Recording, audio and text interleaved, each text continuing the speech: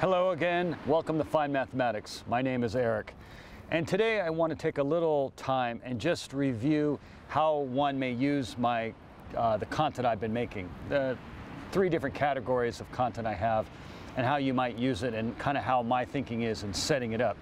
So for this short video, I'm just going to talk about the Catholic calculations section of it. And in Catholic calculations, it's meant to be short little mini lessons. It's supposed to be a little bit more relaxed and informal over a cup of coffee, hence Catholic calculations. And the idea is to go over the material, whatever the topic may be. It is somewhat of a lecture to a certain degree, but I will also give examples as well. But my hope is, in this Catholic calculations section, that I'll give you a little bit of oversight, or how this piece of the math could be used, or where is it used in different situations of mathematics, and or maybe some other branches of science, or maybe some historical content. We generally in mathematics never get any historical framework of what led up to different series of math. And I've found that when you know kind of what drove people to create different pieces of the math or science in general, it's easy to remember it, and you have a better appreciation for it. So in the Catholic calculations, I'm trying to give you a little bit of insight of that, plus give you the nuts and bolts of the topic that we'll be discussing. Typically, I'll do a general case of if it happens to be like an equation or something, or some kind of mathematical procedure, I'll give you an in general case if it applies, which means for all cases of any numbers. And then usually I'll give you a specific case. And that way you can kind of see both ends of it.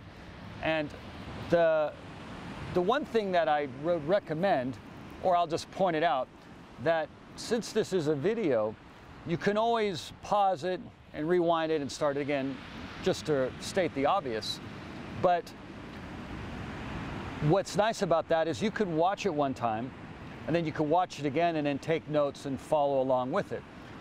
From personal experience, and also experience as a teacher, from not just in academia, but also when I used to teach music and when I used to teach martial arts, the mere act of doing something physical, so like throwing a punch or moving the hands and the stick, but in math it would be like writing something down. It uploads the content much better to your head, or the information. The more physical you are with doing something, the more potent the lesson is or the more potent the information sticks in your brain. So I always recommend, even if you just grab a piece of scratch paper, just jot some things down along as I'm going. But you may, if you need to, just watch in the back one time just to kind of get the overview of it, and then you can do it again. But it's good to kind of keep those things in mind. The lessons are always going to be designed for about 5 minutes. Usually I try and shoot for under 5 minutes. So these are little tiny mini lessons. And like I said, it's meant to be informal, but in a nice setting. And that's kind of the next part I want to bring up with the kind of the whole umbrella of fine mathematics. You will see that I have a Catholic calculation sections, which we're talking about right now, which is kind of the mini lessons. There's a fine mathematics exercises where I'll do another video explaining that, and short form content, and then there's a section tools and information. And the one niche that I found in my tutoring business and in teaching was the executive functions. And this is the how-to to learn, and how to go about the best way to set yourself up to learn or understand something.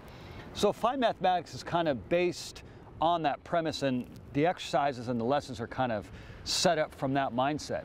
So Catholic calculations, I try and set it in a nice peaceful area where it's beautiful, it's calm, you know, a nice relaxed mind. That way we can perform and learn the lesson of whatever we happen to be doing at that time. This is going to be baked into all the different categories of fine mathematics. I used to teach Taekwondo, so the last word, do, that means art or way of life. And the way I interpret it, and the way I've been taught, is art in the sense that it can be evolving. Way of life is it's something that you do ritualistic. You do it as a part of your life. So it's not just martial arts to do and then you walk away. It becomes a routine as part of your life. So that process of doing something I'm incorporating into the fine mathematics, as I mentioned earlier.